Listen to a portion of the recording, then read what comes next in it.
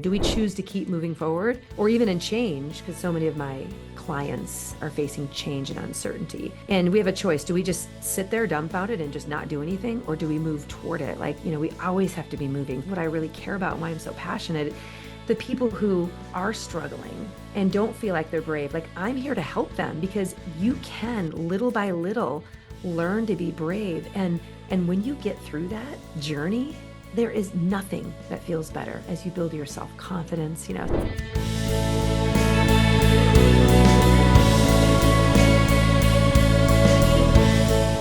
Uncommon Leaders, welcome back. This is the Uncommon Leader Podcast. I'm your host, John Gallagher, and have I got a fantastic, inspirational guest for you today. The conversation we're about to have is for those individuals who are feeling stuck in the work that they're in right now, maybe in a relationship that they have, or ultimately in their own life, realizing that their potential they know they can reach is just not happening for them, and we need a way to make that happen. Our guest today is a former U.S. Marine Corps officer, a positive psychology expert, and the founder of the Breakthrough Leadership Group. And now we're going to put author beside her name, the author of The Bravery Effect.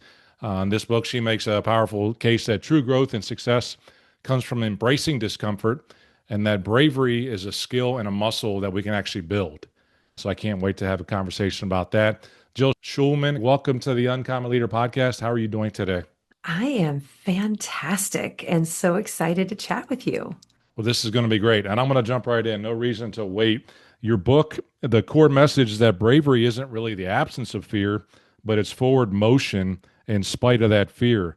So how do individuals kind of recognize or in terms of what a healthy fear is that they don't have to do anything about, or something that's just holding them back and it's in their own mind? Yeah. I mean, just in general, bravery is taking action in the presence of fear toward a worthwhile goal. So if we look at the definition, sometimes fear is a very, very good sign that there's danger and we should move away. If we look at even evolutionary psychology, fear is what kept us alive. And Daniel Kahneman's work, Nobel Prize winning psychologist, found that we're actually twice as motivated to avoid things that are riskier, that we fear, than being drawn to things that are positive. So one thing I just want to give everyone a little bit of, grace here, that if sometimes you have a hard time moving toward something that you fear, you're just a human being. You're normal. Right. But we have to learn to differentiate between the fears we should listen to, which is like the edge of a cliff, a black bear, or a saber-toothed tiger, physical danger, versus the dangers that we normally face today, which is social danger, which is usually the fear of failure, the fear of rejection. So, but our brain, our nervous system doesn't know the difference. So we just react the same way. So I guess to answer your question, we've got to know when we feel fear, we've got to decide, is this something dangerous where it's not a worthwhile goal? It's actually something I should run away from. Or am I just nervous because of the social fear, but it's standing in between me and the thing that I really want? So what's that worthwhile goal? What is the thing that you really want? And if there's fear holding you back from getting to that, then when you feel that fear, I want you to look at that as a sign that there's something important. You need to move toward it. So don't run away. Move toward that type of fear. I love that. Like you said, you can distinguish the difference. When somebody says to jump out of an airplane without a parachute, you can definitely tell that type of fear is not really logical to use. But in the space of change, especially in the workplace that we work in today, as leaders, some of those fears that hold us back are our own made up stuff that really exists. Now, inside, what I kind of talk about with regards to change is that, people ultimately change when the displeasure of remaining where they are today is greater than the pain of the change itself. And they'll make a change once they understand that they're stuck. The term that you use inside the book, which I think is really cool, is the comfort trap. And so when you think about that term, the comfort trap, if you would define that for me just a little bit, and then give me one or two, things that you identify as a coach and as an expert in that space that people are in a comfort trap versus something that's really a fear. Yeah. So let's talk about what a comfort trap is. You've been reading the book, so you understand, but for your audience. So The comfort trap is when in the moments we have to decide to do the right thing that's uncomfortable or to do the easy thing that is comfortable. When we choose comfort, it makes it harder for us next time to do the uncomfortable thing. And I like to use the analogy of it's like building a muscle, right? If you don't work out your body and your muscles atrophy, and then your body gets weaker over time. So think of it the same way in terms of our bravery. Like if we continually don't go into the bravery gym, the mental gym of doing the hard thing, we're going to become weaker and less resilient. So the comfort trap means when you push the easy button, it makes it that much harder to be able to do the challenging thing. And when we build the muscle of bravery, and we can, it is like building a muscle. Like literally our brain can rewire. We have brain plasticity that will change the way our brain, the composition of our brain with an increasing prefrontal cortex, also the rewiring of our brain from different parts of our brain. So when we take a little step forward towards something we fear, then our confidence increases a little bit.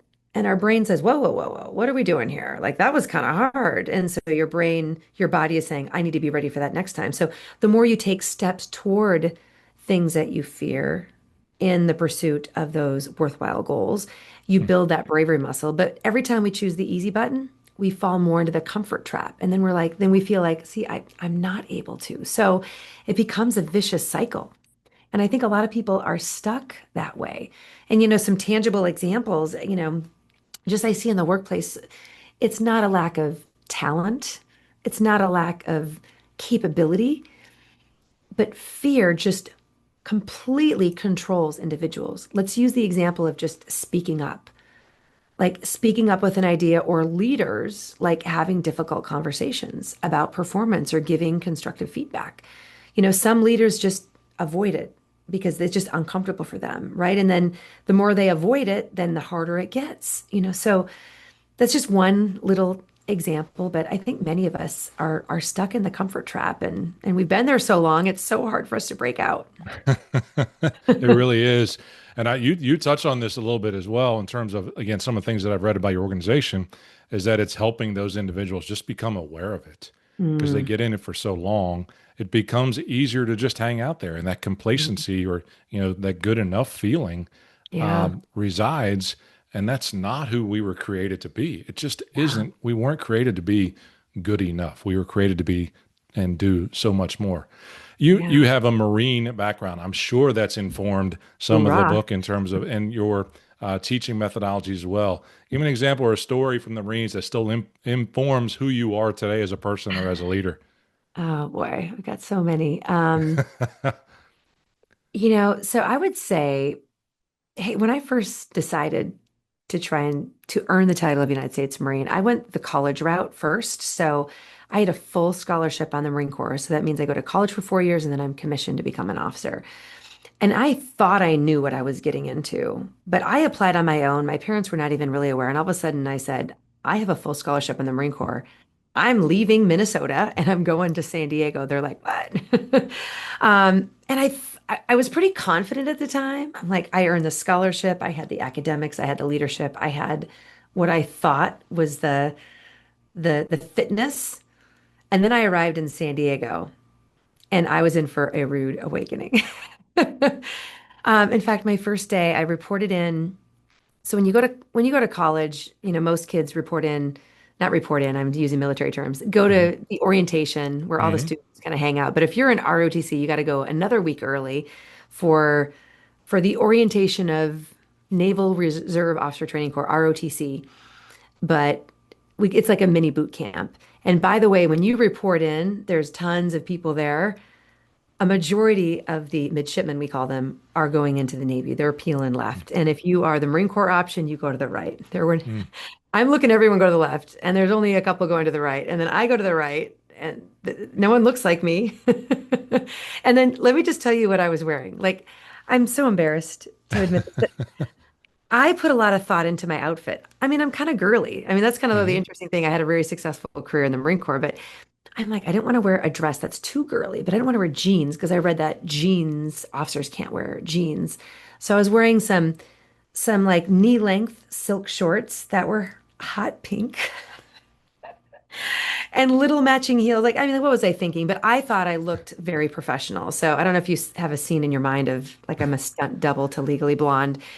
So I went there. I'm sorry, I went there. Reese Witherspoon. That's exactly where I went, Joe. I mean, That's what you're these thinking movie of? things. Yeah, go ahead. Go Yeah. ahead. I mean, and what do you think the people running this little Marine Corps mini boot camp were thinking? I mean, they were just, I think, salivating, going like, we're going to get here. And on my first day, I had one of the upperclassmen who was about to be commissioned, and he came up to me and he whispered, like, you'll never make it as a Mm, Marine. So that was the first time where I am faced with a choice. And this is really important for your audience. Like there's big choices and there's little choices. So on that first day, I'm reporting in. This was my ticket to get my college degree paid for. This was my ticket to start a career that had meaning.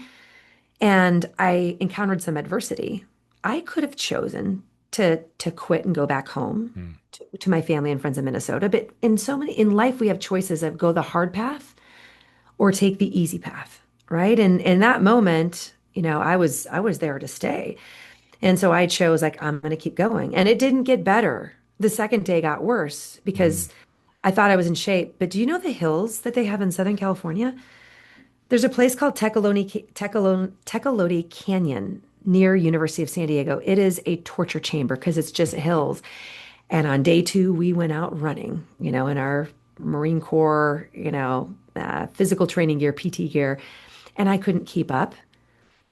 Most of the people in my unit were actually prior enlisted Marines Oh that gosh. that earned an ability to go to college for 4 years. So there's some of us that fresh out of high school, but a lot of them were existing Marines, and so I wasn't keeping up, and it was hard because it is not cool. It is not is very shameful if you can't keep up physically, so and I struggled with that for the whole first year. So, but each day I had to make a choice, knowing do I keep doing the hard thing, faith that with time I can grow the skill, or do I just say this is too hard, I'm going to give up? And I think we have a parallel in the business world. Like we have really challenging goals or we've got it, we've got some adversity that we're facing. There's huge changes there. Do we choose to keep moving forward or even in change? Because so many of my clients are facing change and uncertainty. And we have a choice. Do we just sit there dumbfounded and just not do anything? Or do we move toward it? Like, we always have to be moving. So Mm. I kept showing up and there's a happy ending to this story.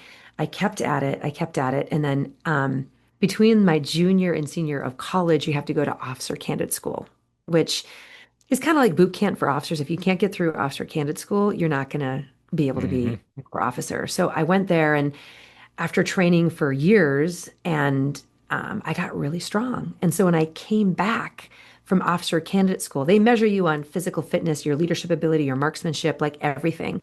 And I had the highest ranking out of any one of the Marines from my school.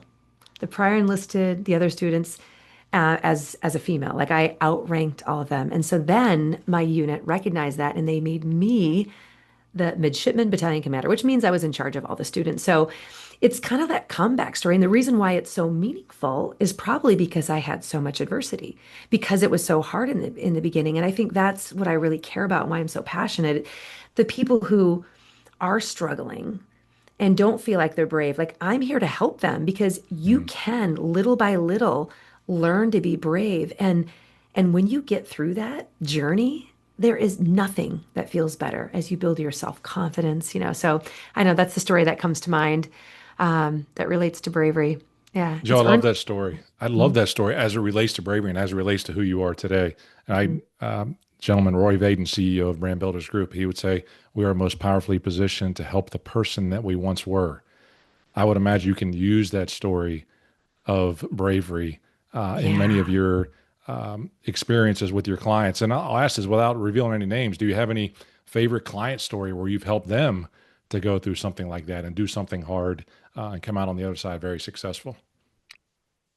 Absolutely. As I bring my work, the research on bravery to programs, to companies, it's usually the little moments of someone who comes up to me and tells me their story I was scared of doing this, but I was brave and I did the hard thing And as a result, I got the promotion. So there's Mm. countless stories. But as I go in and I teach it to a large group where I do a keynote and I get people reaching out to me saying like what you said mattered. And the one thing I take pride in is, and I don't mean to take away from some of my fellow keynote speakers, but a lot of keynote speakers tell their inspirational story and say, look at what I've done. Like, do, be like me and just toughen it out. Mm. But what I teach are evidence-based tactics. I always use military terms, tactics or actions you can take that we know that will build your bravery over time. And I think we have a responsibility to do that. Like I know that if people take action in the way that I teach them, I have no doubt that they're going to be able to get through the Mm. fear. And I have all the psychology to back it up. So I'm like the tough girl Marine, but I back it up. I studied psychology and everything that I teach my audiences, my clients is based on cognitive psychology. We have to first win the battle in our mind. I call it the warrior mindset. Mm. And then we need to, but then we have to take brave action. Sometimes people like do a lot of things on mindset, but then they don't take a step. Like the whole mindset is to support your action. So I love doing work on mindset, but I'm like, we're not going to spend all the time doing mindset stuff. Like you need to take a step, even if you're scared. And so we talk about the psychology, and this is behavioral psychology, right? And then those are the two Hmm. things that are more internal that we're working on. And then I always tell people, like, there's some good news. Do you want me to make it easier? And they're like, oh my gosh, yes, please. And then we talk about social psychology on how if you surround yourself with people who will not just say, oh, it's okay, just give up, it's fine, be easy on yourself. No, surround yourself with people who are going to say, no, keep going, get up and try again. You can do this. So surround yourself with people who are going to challenge you, encourage you, put courage into you, Mm. and that will make it easier. It's the theory where if you end up conforming to the norms of the people that you surround yourself with, when people say you are who you hang out with, well, there's psychology that backs it up. So make sure that you're regularly hanging out with or having conversations with people who have done the hard thing that you're going to do or seeking to do, so they can be the ones that say, hey, when I was in your shoes, I struggled too, but you can do it. And it makes you feel like, oh, wow, okay, I'll keep going.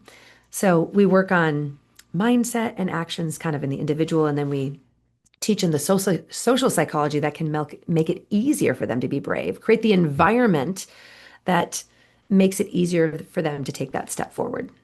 Love that. Those three steps are spot on in terms of, what I wanted to even go further asking question, developing that warrior mindset, taking bold action and curating those courageous connections is Mhm. something that's kind of something that you've chatted about. What's a daily practice a leader might take to, in essence, develop that warrior mindset that you talk Mhm. about?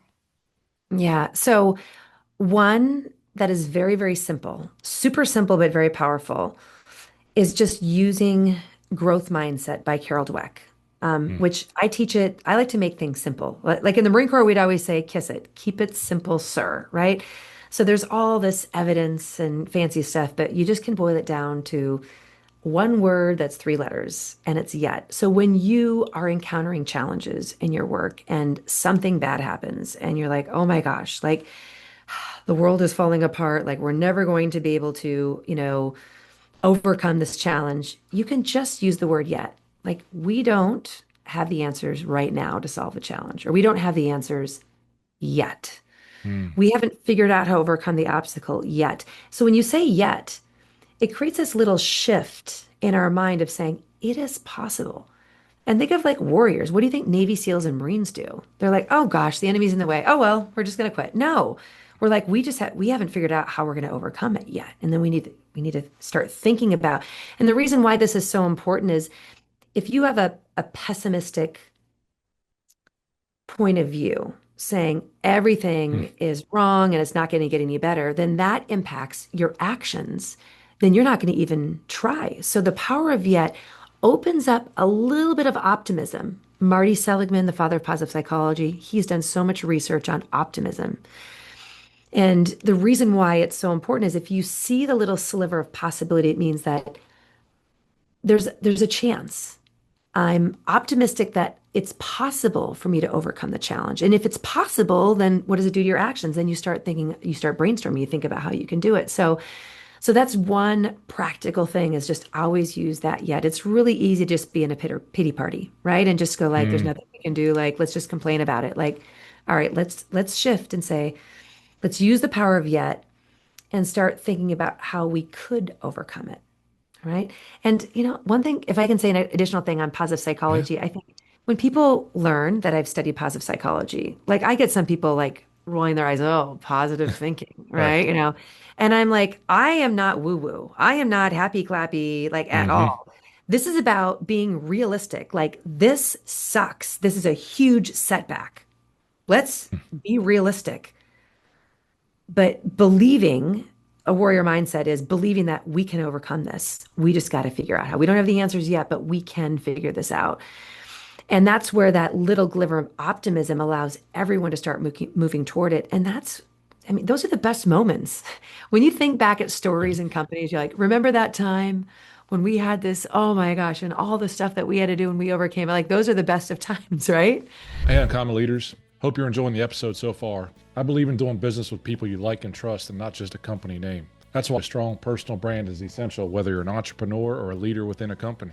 Brand Builders Group, the folks who have been helping me refine my own personal brand, are offering a free consultation call with one of their expert brand strategists. They'll help you identify your uniqueness, craft a compelling story, and develop a step-by-step plan to elevate your impact. So head on over to coachjohngallagher.com/BBG, as in Brand Builders Group, to schedule your free call and take the first step toward building a personal brand that gets you noticed for all the right reasons. That's coachjohngallagher.com/BBG. Now, let's get back to the episode. So that's I just, love that. It becomes the connector. That yet becomes the connector between that mindset and that bold action that you want, that you yes. need to take. I love kind of the picture of that because you talked about that. The power of yet. It allows you to think about what other solutions might be there. And then again, your third step, ultimately those connections, is having those Mhm. people around you that can help lift those ideas that you have to make it happen as well. So powerful. I'll share this really quick just because it's so recent for me. It was just a few days ago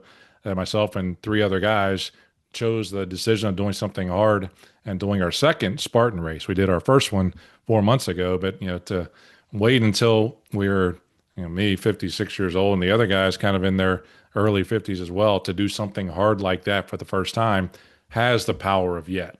We had been Mhm. training, we were focused on being positive, but we really needed to take some bold action to really get us there. Now, whether a Spartan race is bold compared to going in the Marines as an officer in ROTC, and we'll talk about that a little bit more at the end, just in terms of Yeah. movies, for us, it was our way of choosing something hard. And we had that mindset going in that was Yeah. really important. Leaders, you've got to stay on that positive side. And to your point, we're not talking about foo-foo positive that, I Mhm. can do whatever I want to do. That's Yeah. not what that means inside that space. I really like that.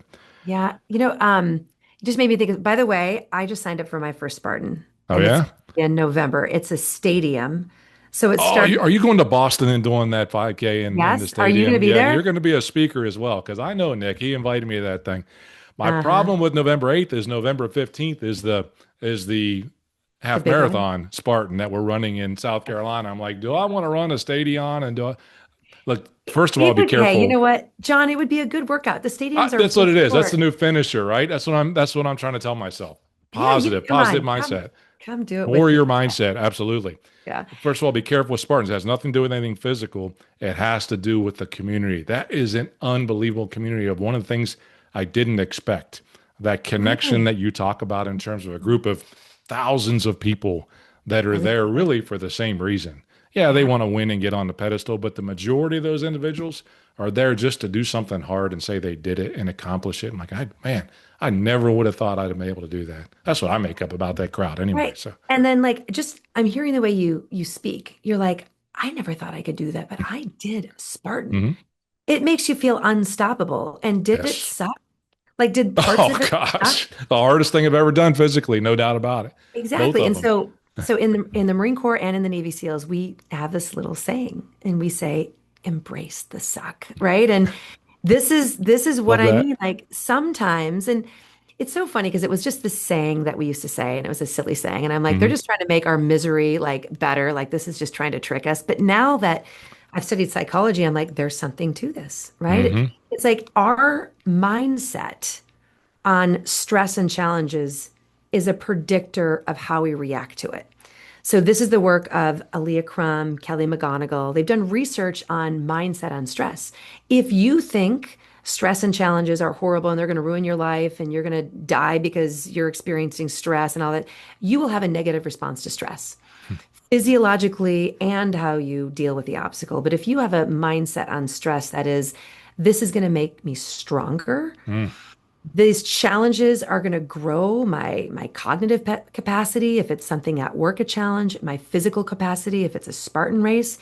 If you're seeking challenge and going like, I want it to be hard because this is going to make me stronger. So that embrace the suck, that Yeah. term, it is actually valid from a psychological point of view. So I don't know if you've looked at any of like Aaliyah Crum or Kelly McGonigal's work. She did like a TEDx talk too, but they literally did a study in companies because a lot of people in your audience, are in the workplace. They literally went into a company and they studied their mindset on stress and then related it to performance and health outcomes. And Hmm. half the people they told stress is good for you, stress makes you stronger, stress is your body's way of preparing you for something that's important. Stress is the thing that makes life great because it makes you grow and develop and meet your potential. So group number one was told stress is good. Group number two was told stress is horrible. You need to avoid challenges. You need to make it like the complete opposite. And so both, I guess arms of the study were told a different message in different rooms. They thought they're hearing the same thing. And then they followed these people and they put them in stressful situations at work. It was in a finance company. And probably no surprise, but those individuals that were taught that stress is good, they performed better. They had higher work satisfaction. And they actually looked at some health outcomes. They even had higher levels of Oh DHE, yeah, which is, absolutely. Yeah, and the other HRV, heart rate variability, whatever method you want. I mean, whatever that's longevity and yeah. response to stress, all of it. Just mindset on Hmm. stress, just that little Yeah. thing. So that's why I say warrior mindset. Like I really, Mm. I want people to reach their potential. I want them to know like you've got to use the power of yet, but I want you to realize that when a challenge comes your way, when you have that, you're at a crossroads and you have to choose, am I going to face it and I'm going to turn left, which is going to be challenging, or am I going to choose the easy path? I also say to my audience, are you going to be brave or are you going to cower? Mm. Because that's exactly what it is when Yep. you choose to be brave and move forward, like these are the best things in life. And so it all starts in mindset. So just when I see a challenge now, I'm like, bring it. I love challenges now. And I think my brain is rewired. Like the harder the better. I love challenges because I know it makes me stronger. So mindset. I would have Sorry. put a shameless plug in here. You mentioned the race in Boston on November 8th. If y'all want to get a chance to see Jill speak as well on November 9th, Nick Hutchison, the CEO of Book Thinkers, he's holding an event in Boston. You can go to bookthinkers.com and look that up for that event. It's going to be a phenomenal event to learn from speakers and podcasters that are influencing, impacting, and encouraging all kinds of leaders to do those hard things, just like you're talking about, Joe, and have that warrior mindset. So a little shameless plug in there for Nick. I'll copy him Yeah. on the text on this to let him know we talked about it. And I hope now you've got me to where I almost here's that You must challenge again, that you warrior mindset. Like I got to be there November 8th and run in Mhm. Fenway Park, which I have some friends in Boston as well that I'm trying to encourage to be there that day also and run John, you need to in that come with. event. You got I to be know. there. I think you just helped me make the decision, Joe. I'm going to be there November 8th. I'll be there for the 5K, regardless of what my body tells me. So we'll see how that Yeah. goes. Uh, It's a good training run because for your it's a longer great one, this warm is up. I nothing. got you. This is Yeah, nothing. it's nothing. 5K is nothing compared to 20, 21K. Yeah. We'll see. Stadium. I can't Awesome. imagine what this thing's gonna be like. Anyway, back to you. Look, some of my favorite authors, Andy Andrews, Patrick Lencioni, Robin Sharma, they use fables to tell their story, Mm. to tell their leadership tips. Your book, Bravery Effect, is also a fable. It's a story that Yeah. you've written rather than choosing to write a tactical paint by numbers book. Tell me a little bit about what you led to write it as a story and how that was for you in authoring it. I knew 10 years ago that when I wrote a book, it would be a parable. Fable. And what influenced me is Lencioni's book, yes, but I Hmm. discovered this book before. The first book that I read that really influenced me was the One Minute Manager by Ken Sure. Blanchard and Spencer Yeah. Johnson. Sheldon Bowles. Yeah. Yeah. Those guys. Yeah. Those I, three guys. Yeah. Yeah, so such a fantastic book. In fact, Hmm. when I go into companies and I do a lot of leadership development work as well. Hmm. I always recommend new leaders, everyone has to read that book. It makes such an impact because it takes lessons and it makes them sticky, right? And then I love Lencioni's. I love I mean there's so many examples. I love John Gordon's books because he's got Absolutely. John Gordon as well. No doubt. Oh, so yeah. all these people that have written these books and they make a big impact and they make the scientific information stick and being kind of a nerd at heart, I sometimes get a little too like scientific and I'm like, Mm. I'm gonna challenge myself to make this one a parable. So that way I have a couple of motivations. Number one is I want people to remember it so that it sticks. Number two, I want people to read all the way to the end of the book. And when it's a story, you've got to get to the end. How Yeah. many business books do I have where I get maybe halfway through? Like maybe, if it's really good, but sometimes I don't get through the whole thing. Um, and so I wanted to do that. And then Ken Blanchard has become a mentor of mine. He Oh, wrote the wow. fourth Okay. book. He'll be at my little book launch party. John Gordon is another mentor of mine. So, and the link here between the book that I wrote as a parable and then what's in the book is I talk about that that brave tribe. You've got to curate these courageous Mm. connections, like who you hang out with. So when I decided to write a book, I'm thinking like I need to surround myself with people who have successfully written and published best-selling books. And I need to be brave enough to approach them because you're a little intimidated by them. And then brave enough to be vulnerable and say, I have no idea what I'm doing. So I did that with Ken. I've done that with John. So Wow. I've got these amazing people that have given me their guidance as mentors. So I think so many times in the business world, like we see a leader that's two levels higher than us, and we're like, well, they don't want to help me. They don't want to help me. Like we just assume and we go to work and we pretend like we have all the answers. No, I'm fine. I don't need anything. Bull crap. Yes, you do. You need advice and mentors. Stop, Yes, you so do. look, this is where a lot of macho men are like, I'm brave. I have no problem. I do all this. I'm like, all right, let's talk about your bravery when it comes to relationships. How are you at admitting mistakes and admitting when you need help? Oh, Mr. Bravery or Miss Bravery. So that's a big part of, my model too, is, you've got to be open to ask for feedback, ask for Mm. help. So part of bravery is approaching the people that you look up to that have accomplished what you want to accomplish, and then reaching out and asking for help or asking for suggestions. And you can accomplish that goal so much faster if you can be brave in that vulnerable sense when it comes to brave relationships. Hmm. Joe, I Yeah. love that. And as I just kind of again listen through and hear that, I hope that we can get your book in the hands of all members of Congress and the executive Oh, branch of our government as well to really learn about admitting mistakes and finding and uh, asking for input and things like that because it's a disease that our country has suffered from a long time. That they could use a good dose of humility in yeah. asking for challenges, no doubt about it. When you think about those who have now read the book, they've gotten to the end, okay, and they Hmm. take your book and they put it up on a bookshelf like the ones behind us, and they look Hmm. at it in a year, okay, here's the book test. What do you want them to think when they see that book a year from now? I want them to think about what do they really want, but they're not moving forward on, and I want them to act immediately. So I want them to remember what they learned in the book, run toward what scares you in the best possible way. Like you have Mm, fears that are so it's really the core message, which is what do I want? I'm scared of doing it. Do not wait until you feel ready. Do not wait for the fear to go away. You just have to run toward it. It is action. It's taking steps forward that creates the momentum. So we all know the life that we want is not the life that we have right now. We have those goals in front of us. Stop waiting. mm, Stop waiting for the time to be right.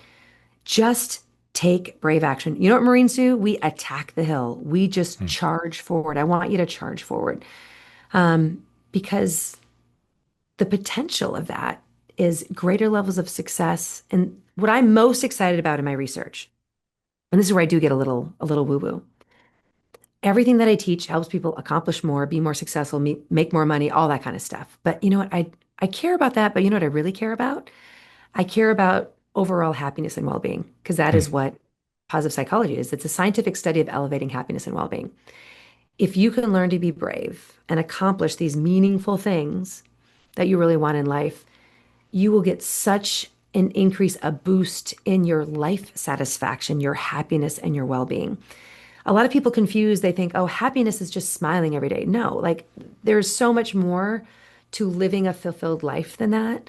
Smiling and laughing every day is just one small portion. So and I think there's confusion out in the world, especially I see the world through my kids' eyes. They think like, oh, happiness is just like everything being handed to me and just and being comfortable and Hmm. smiling all day. That is not the recipe for a good life. That is actually a shortcut for an unfulfilled life filled with anxiety and depression. That is what that is. So, so what I care about most is for people applying what they learned so that they can look back at their life without regret and be Hmm. like, "I lived an amazing life." That's what I care about. It's who people become on the journey when they become brave. It's amazing when I hear from people who've heard me speak or have put these things to practice and they're like, I'm I'm a different person than I was before, and I never knew Hmm. I could be this person. And I look in the mirror with pride now. I can't believe I did that. And you hear these stories and you're like, you had it in you the whole time. You were just letting fear control you, and you've Hmm. learned to now conquer that fear. It's so exciting.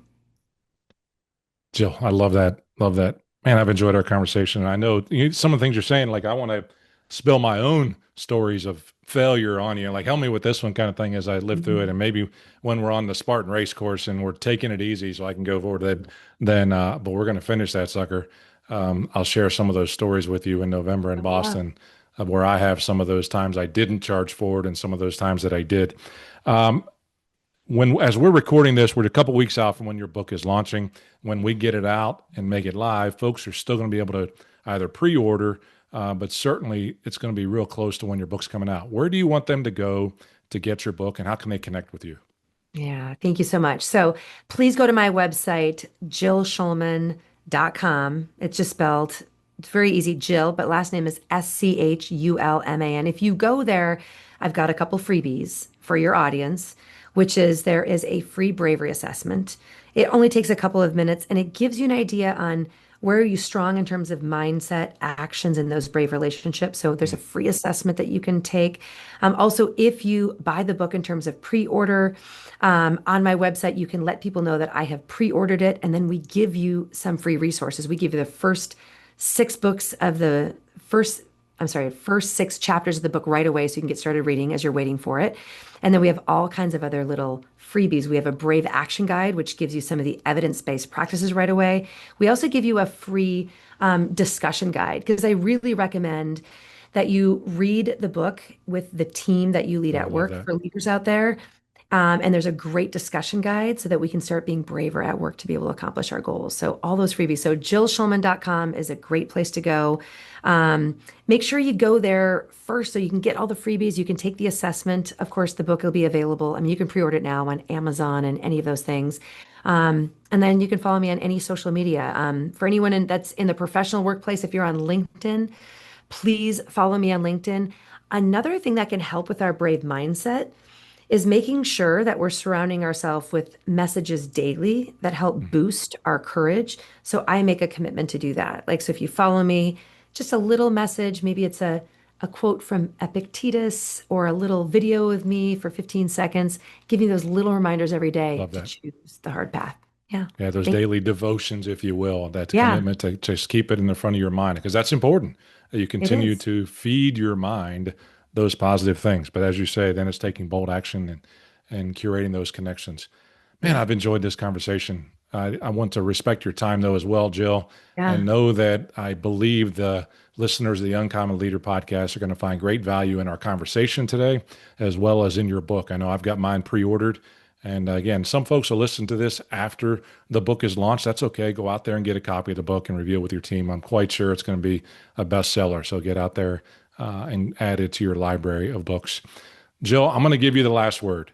I'm going to give Okay. you a billboard. We're going to put it outside Fenway Park. If you've been to Fenway before, you understand how I big have that not. billboard is above the green wall. in the outfield on the outside, you can put any message that you want to on that billboard. What's the message that you put on there and why? I would have to choose comfort and growth do not coexist. Mm. Just simple. I'm not the first one who said it, but that's that universal truth. And the reason I choose that is I feel like the world needs a little bit of a reminder of the truth of what we know in psychology that if we want to grow, if we want to develop, if we want to be happy, if we want to be successful, comfort is not going to get us there. So I want everyone to embrace discomfort as the most wonderful way for your brain and your body to adapt. Go do a Spartan race, challenge your body, challenge your mind, and you will have a great life. So that is my final word. So great. Jill, thank you so much. All right. Have a good one. Thanks for having me.